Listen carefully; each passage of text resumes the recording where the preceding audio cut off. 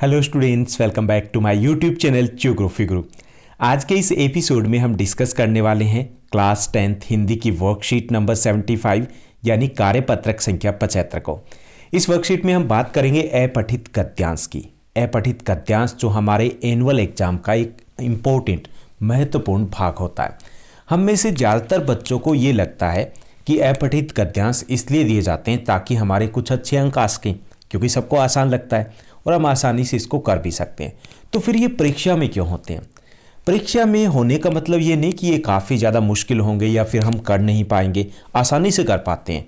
लेकिन बात होती है समय की कि हम कितना समय लेते हैं। अगर इसमें हम अधिक समय लेते हैं तो इसका मतलब ये होता है कि हमारा जो हिंदी का ऑलरेडी काफ़ी लेंथी एग्जाम होता है उसमें से कुछ छूट सकता है।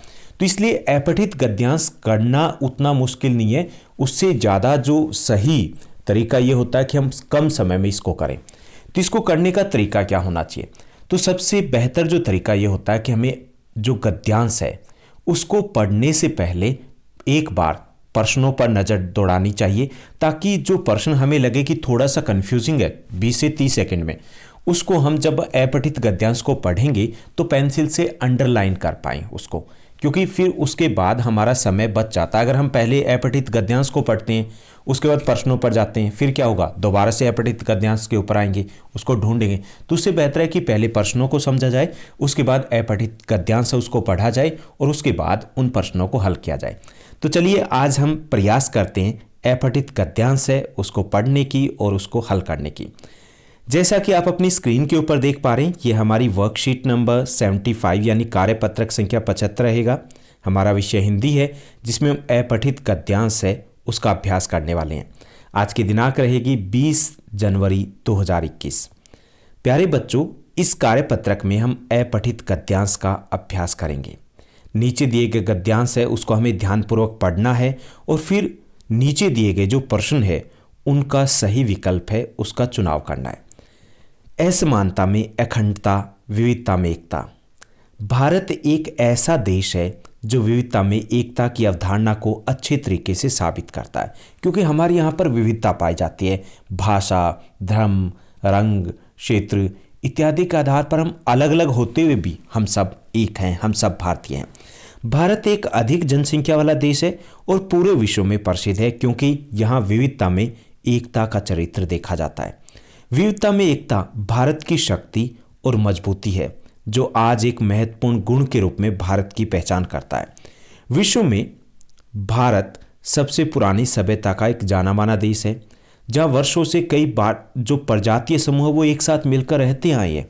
भारत विविध सभ्यताओं का देश है, अलग प्रकार की सभ्यताएं हैं और उन सभ्यताओं के जो लोग हैं वो अपने साथ मिलजुल करके रहते हैं।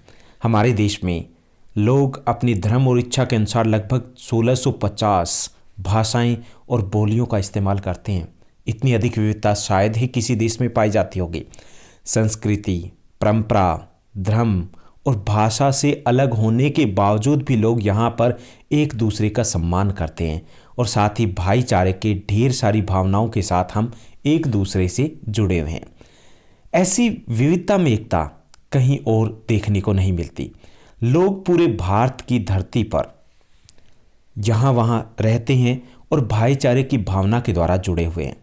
अपने राष्ट्र का एक महान चरित्र है विविधता में एकता, जो इंसानियत के संबंध में है, सभी धर्मों के लोगों को बांध के रखता है। तो यहाँ पर हमने अपठित गद्यांश पढ़ा जिसमें बात की गई है भारत की एक महत्वपूर्ण विशेषता की। वो विशेषता है विविधता में एकता।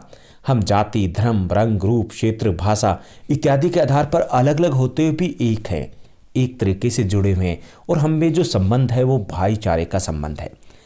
अब हम प्रश्नों को देखते हैं। इस अपठित गद्यांश पर आधारित कुछ प्रश्न दिए गए जिसमें हमें विकल्प दिए गए, सही विकल्प का हमें चयन करना है। तो यहाँ पर पहला जो प्रश्न दिया गया, असमानता में खालिस्तान है और विविधता में एकता। रिक्त स्थान में उचित शब्द है हमें लिखना है, तो असमानता में अखंडता रहेगा, हमारा ख रहेगा उत्तर पहले का। दूसरा जो प्रश्न दिया गया, भारत पूरे विश्व में प्रसिद्ध है क्योंकि यहाँ विविधता में एकता का चरित्र देखा जाता है, पहली चीज सही है। दूसरा, भारत सबसे पुरानी सभ्यता का जाना माना देश है, ये भी है। और तीसरा, भारत एक अधिक जनसंख्या वाला देश है, तो ये भी सही है। तो हमारा उत्तर रहेगा घ यानी उपरोक्त सभी। उसके बाद तीसरा प्रश्न दिया गया है, भारत में लगभग कितनी भाषाएं या बोलियों का प्रयोग किया जाता है। अभी हमने पढ़ा, तो इसमें ग हमारा उत्तर रहेगा 1650 भाषाएं और बोलियों का प्रयोग किया जाता है। चौथा जो प्रश्न रहेगा, विविधता में एकता से क्या आशय है। विविधता में एकता से क्या आशय यानी कि इसका क्या अर्थ है, तो इसका उत्तर रहेगा घ कि सभी अलग अलग होते हुए भी साथ हैं, एक साथ हैं, हम जुड़े हुए हैं, हम सब भारतीय हैं। उसके बाद हमारा पांचवा प्रश्न रहेगा कि भारत में लोग किस भावना से एक सूत्र में बंधे हैं। तो भारत में जो लोग हैं वो भाईचारे की भावना से एक सूत्र में बंधे हुए हैं। तो ये थी हमारी आज की आसान सी वर्कशीट, जिसमें हमने डिस्कस किया कि अपठित गद्यांश है उसको हम कैसे हल कर सकते हैं। अगर ये वीडियो अच्छी लगी तो इस वीडियो को लाइक और शेयर करना मत भूलिएगा। आप मुझे इंस्टाग्राम पर भी फॉलो कर सकते हो, साथ ही साथ टेलीग्राम चैनल को भी ज्वाइन कर सकते हो, जहां पर आपको एक लिंक दिया जाएगा जिसके द्वारा आप पर्सनली तौर पर डाउट्स वगैरह ले सकते हो, क्योंकि आपकी बोर्ड की क्लास है तो काफ़ी महत्वपूर्ण आपका पीरियड है वो स्टार्ट होने वाला है, जिसमें आपके काफ़ी सारे डाउट्स होंगे, क्यूरीज होंगी और उसी के साथ हमारी तैयारियाँ हैं वो आगे बढ़ेगी। Thank you, bye bye, have a nice day.